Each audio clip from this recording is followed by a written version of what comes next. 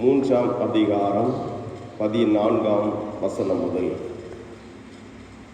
பழைய ஏற்பாட்டு பக்கம் 1089. சீயோன் குமாரத்தியே கம்பீரித்து பாடு, இஸ்ரவேலரே ஆர்ப்பரியுங்கள்.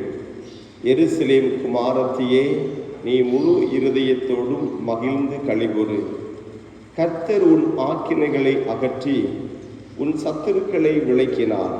இஸ்ரவேலின் ராஜாவாகி கர்த்தர் உன் நடுவிலே இருக்கிறார். இனி தீங்கை காணாதிருப்பாய். அந்நாளிலே எருசலேமை பார்த்து பயப்படாதே என்றும், சீயோனை பார்த்து உன் கைகளை தளரவிடாதே என்றும் சொல்லப்படும். உன் தேவனாகி கர்த்தர் உன் நடுவில் இருக்கிறார். அவர் வல்லமையுள்ளவர், அவர் ரட்சிப்பார். அவர் உன் பெயரில் சந்தோஷமாய் மகிழ்ந்து தம்முடைய அன்பின் நிமித்தம் அமர்ந்திருப்பார். அவர் உன் பேரில் கம்பீரமாய் களிகூறுவார். உன் சபையின் மனுஷராயிருந்து பண்டிகை ஆசரிப்பில்லாமையால் உண்டான நிந்தை நிமித்தம் சஞ்சலப்பட்டவர்களை நான் ஏகமாய் கூட்டிக் கொள்ளுவேன். இதோ அக்காலத்திலே உன்னை சிறுமைப்படுத்தின யாவரையும் தண்டிப்பேன்.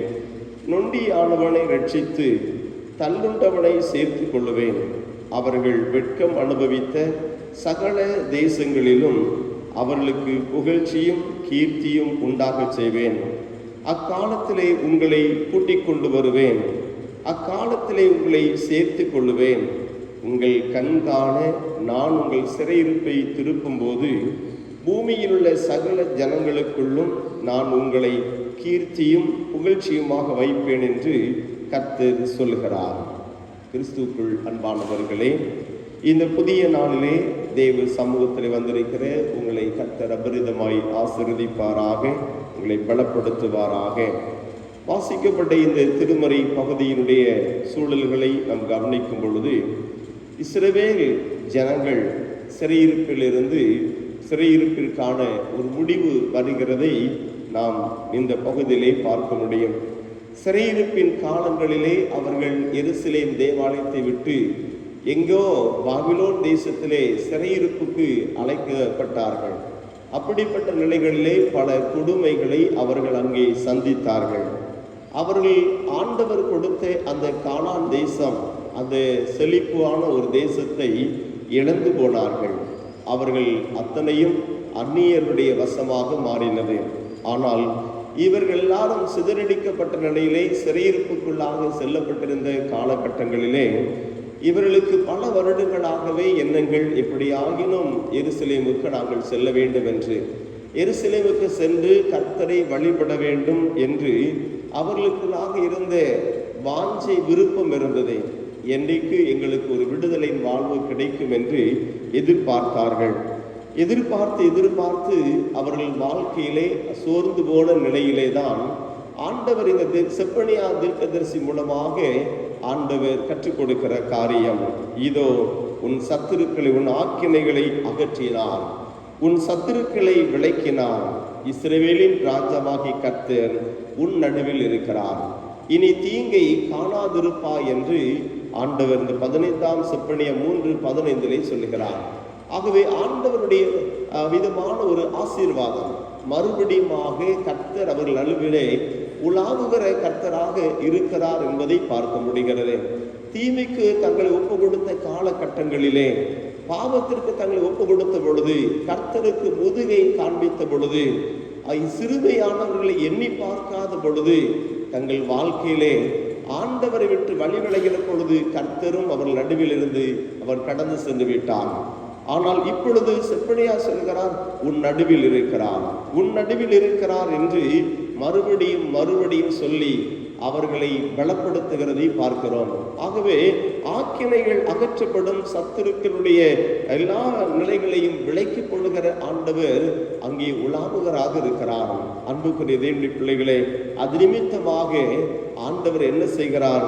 சபையிலே ஆசரிப்பில்லாமல் இருந்த நிலைகள், பண்டிகை ஆசரிப்பில்லாமல் இருந்த நிலைகள் எல்லாம் இப்பொழுது மறுபடியுமாக பண்டிகை ஆசரிப்புகள் உண்டாகும். ஆகவே ஜனங்கள் எல்லாரும் ஏகமாய் கூட்டிக் கொள்வேன் என்கிறார். ஆக எல்லாரும் கூட்டி அழைக்கப்படுவார்கள். தூரத்தில் இருந்தெல்லாம் அழைக்கப்படுவார்கள் என்பதையும், அந்த நிலைகளிலே அவர்களை எப்படி வைப்பார் என்பதை 19ஆம் வசனத்தில் சொல்கிறார். வெட்கம் அனுபவித்த சகல தேசங்களிலும் அவர்களுக்கு புகழ்ச்சியும் கீர்த்தியும் உண்டாக செய்வேன் என்கிறார். ஆகவே புகழ்ச்சியும் கீர்த்தியும் உண்டாக செய்வேன். ஆகவே உங்கள் கண்கள் காண உங்கள் சிறையிருப்பை திருப்புவேன். அப்பொழுது பூமியில் சகல ஜனங்களுக்குள்ளும் நான் உங்களை கீர்த்தியும் புகழ்ச்சியுமாக வைப்பேன் என்று கர்த்தர் சொல்லுகிறார்கள். கடைசி வசனத்திலே சொல்கிறார். ஆகவே எவ்வளவு கொடூரமான நிலைகளை, கொடுமையான நிலைகளை அனுபவித்தார் என்பது அவளுக்கு தெரியும். ஆண்டவரை விட்டு வழி விலகினபடியினாலே எவ்வளவு தீமைகள் பெருத்து போனது, எவ்வளவு துன்பத்தின் பாதையிலே நான் கடந்து சென்றேன் என்பது அவர்கள் நன்றாக வாழ்க்கையிலே அனுபவித்து விட்டார்கள். இப்பொழுது ஆண்டவர் அவர் நடுவிலே வருவதாக வாக்குரைத்த ஆண்டவர் அவருடைய வாழ்க்கையில் அந்த சிறையிருப்பின் நிலைகளிலிருந்து விடுவித்து அவர்களை புகழ்ச்சியும் கீர்த்தியுமாக வைப்பேன். யாரெல்லாம் யாருக்கு முன்பதாக வெட்கப்பட்டார்களோ, எந்தெந்த ஜனங்களுக்கு முன்பதாக அவர்கள் வெட்கத்தை அனுபவித்தார்களோ, அந்த இடத்திலேயே அவர்களை மகிழ பண்ணும்படியாக, அவருடைய புகழை அவர் மேன்மைப்படுத்தும்படியாக, புகழ்ச்சி கீர்த்திமையாக வைக்கும்படியாக ஆண்டவர் செயலாற்றுவேன் என்று வாக்குரைக்கிறதை நாம் பார்க்க முடிகிறது. அன்புக்குரிய தேவனுடைய பிள்ளைகளே, இந்த உலகத்திலே யார் கர்த்தரை விட்டு வழி விலகி போகிறோமோ ஆண்டவருடைய பிரசன்னத்தை நாம் பார்க்க முடியாது. அவருடைய உலாவுதலை கேட்க பார்க்க முடியாது. அவருடைய சத்தத்தை கேட்க முடியாத நிலைக்கு தள்ளப்பட்டு விடுகின்றோம். ஆனால் கர்த்தரை விட்டு வழி விலகும் பொழுது அநேக நிலைகளில் சிறையிருப்புகள் நம்மை சூழ்ந்து கொள்கின்றன. ஆனால் மறுபடியும் கர்த்தருக்கு நேராக திரும்பும் பொழுது, ஆண்டவர் மத்தியிலே உலாவி வரும் பொழுது அவர் மறுபடியும் நம்மை புகழ்ச்சியும் கீர்த்தியுமாக வைப்பேன் என்று ஆண்டவர் வாக்குரைத்திருக்கிறார். அன்புக்குரிய தேவனுடைய பிள்ளைகளே, இந்த உலகத்திலே ஆண்டவர் நம்மை சாதாரண நிலையிலிருந்து, வெட்கப்பட்ட நிலையிலிருந்து ஒரு மேன்மையான நிலையிலே வைப்பதற்கு அவரால் முடியும். நம்முடைய வாழ்க்கையினுடைய சூழ்நிலைகளை எல்லாம் மாற்றி அமைக்க அவரால் முடியும்.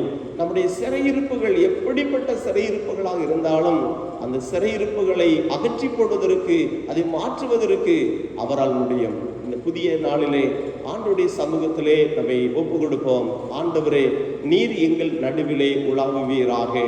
எங்களை புகழ்ச்சியும் கீர்த்தியுமான ஒரு நிலையிலே எங்களை ஆசீர்வதிப்பீராக என்று தேவ சமூகத்திலே ஒப்பு கொடுப்போம்.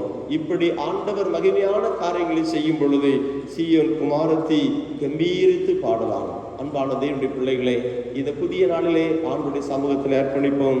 ஆண்டவரே, எங்களையும் வெட்கப்பட்ட இடத்திலே புகழ்ச்சியும் கீர்த்தியுமாக வைத்து என் மேன்மைப்படுத்துவீராக என்று அர்ப்பணிப்போம். கர்த்தரை ஆசீர்வதிக்க வல்லவராயிருக்கிறார். அப்படிப்பட்ட கிருபைகளை ஆண்டவருக்கு தருவாராக. ஆமென்.